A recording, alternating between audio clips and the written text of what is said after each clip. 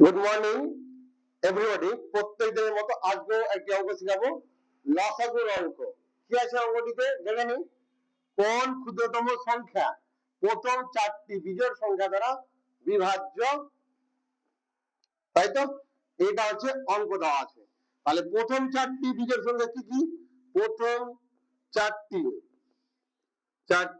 বিজোড় সংখ্যা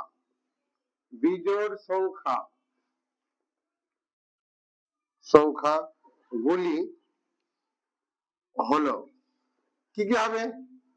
1 হবে, 3 হবে, 5 হবে, 7 হবে। এটা হচ্ছে প্রথম চারটি বিজোড় সংখ্যা।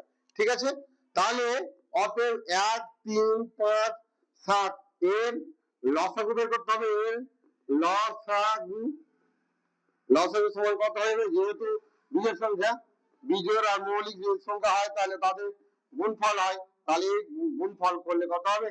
3 5 15 গুণিত 7, 7 গুণন 105। তাহলে অতএব সংখ্যাটি কত হবে? 105। অতএব ক্ষুদ্রতম 105 সংখ্যাটি প্রথম